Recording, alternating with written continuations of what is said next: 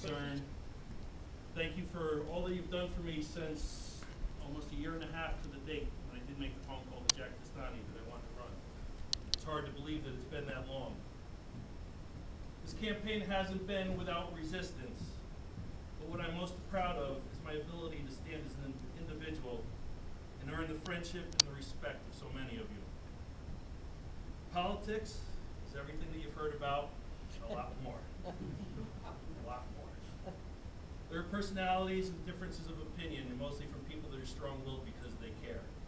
And sometimes it's hard to get past those differences that so many people can care so much in different opinions. But where leadership comes into play is the ability to put yesterday's differences aside and to prepare to work together for a better tomorrow. I'm proud to say that I've differed on opinion with people within my own party, yet have had the ability to remain friends and maintain mutual respect, because at the end of the day, that's what it's all about. I've had the courage to reach across the aisle, engage with, and disagree with Democrats. It's those abilities that strengthen your ability. It'll strengthen my ability to be your voice in Hartford. I'm proud of the associations and the affiliations of the people that I now consider my dearest friends. There are many people that I didn't know just a short time ago, and now I've bonded into a friendship, and I'm eternally grateful. Those of you who know me even a little wouldn't doubt for a moment that I'll always have your back. I'll be there for you always, and friendship, faith, family, trust are the foundations of my being. But you shouldn't support my candidacy for friendship. However, I ask that as a good friend, you shouldn't ignore that either. Support me because I've taken on this candidacy, not just for myself, but for you and for all of us, for the multitude which represent the silent majority. The rich will always be rich, and the government and the Democrats will try to tax them. And the more they'll try to tax them, the more they'll find loopholes. And the poor will need our help, and rightfully so. It's our moral obligation to help them always. And there will be those that abuse the system. And we need to monitor that, and it needs to stop. But we must focus on the donut. You can't focus on the whole. The problem lies with the vast and the silent majority. We, the silent majority, the middle class, upper, lower, or smack in the middle. When the rich find a loophole and the poor can't sustain, we're the ones bearing the burdens, taxed, overburdened with our moral and charitable obligations, and we do that because we care. In my announcement speech, I made reference to the holiday classic, It's a Wonderful Life, several scenes from the movie. But there was another line from the movie where Mr. Potter referred to the people of the town as that rabble. And George Bailey reached across the aisle and he said, that rabble, it seems to me, does most of the living and working and dying in this community. And it isn't too much to ask that they have a few decent rooms and a bath. And I ask, is it not too much that we ask that our voices be heard in Hartford and that our voices be heard in Washington?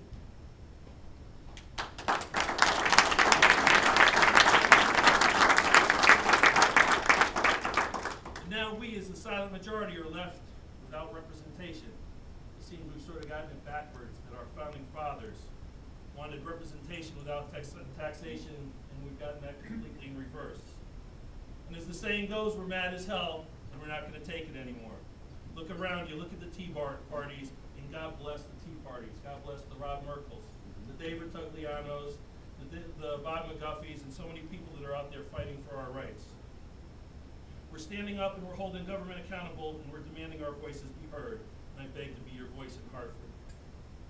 Yes, met some resistance along the way in this campaign, and as Cindy would say, it's exhausting. And I had looked at it as exhausting, as that resistance that we've met, the challenge, the challengers, and then I started to look at it in a different light.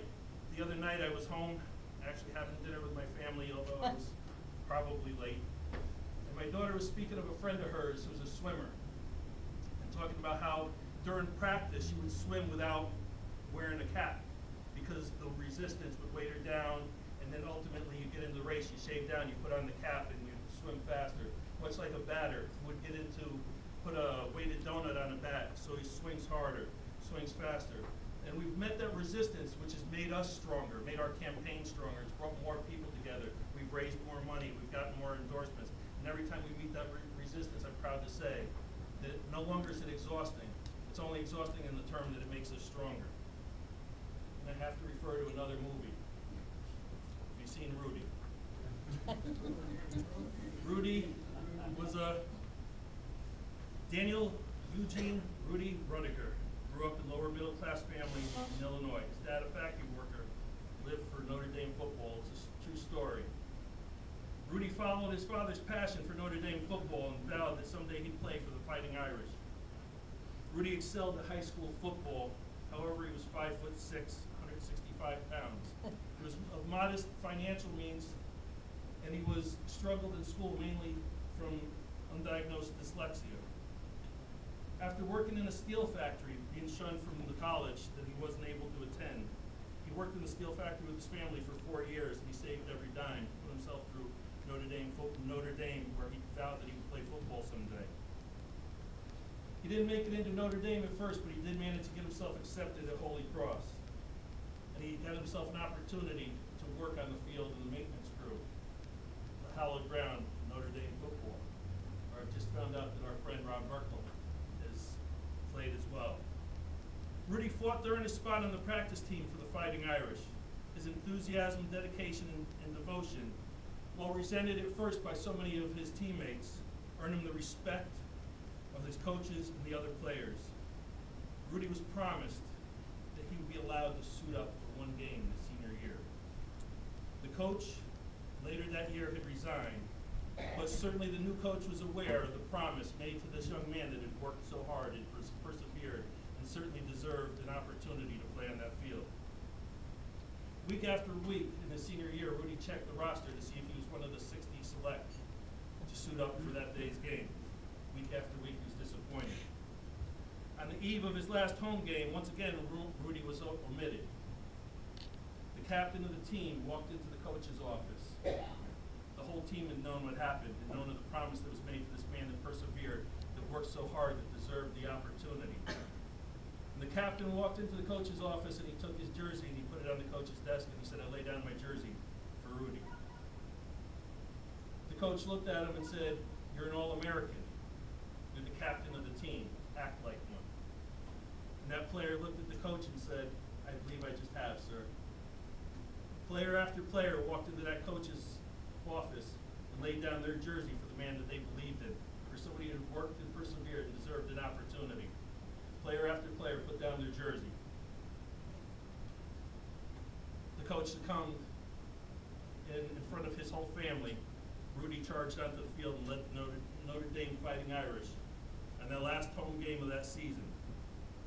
With less than a couple minutes left to play,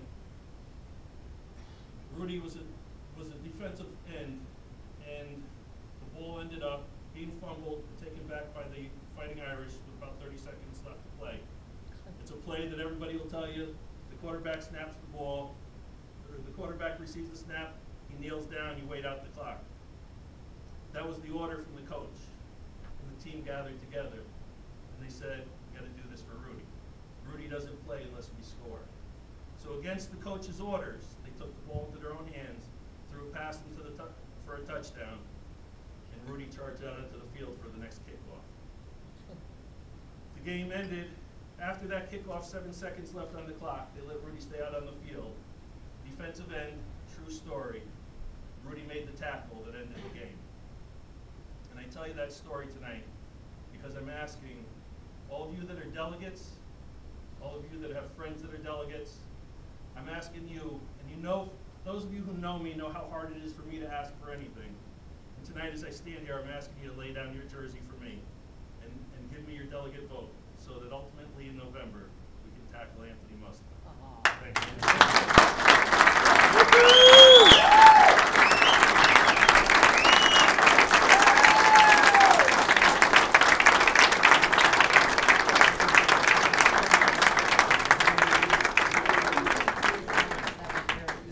There's a lot of food, there's a lot of beer, and there's a lot of wine. Please have a good time.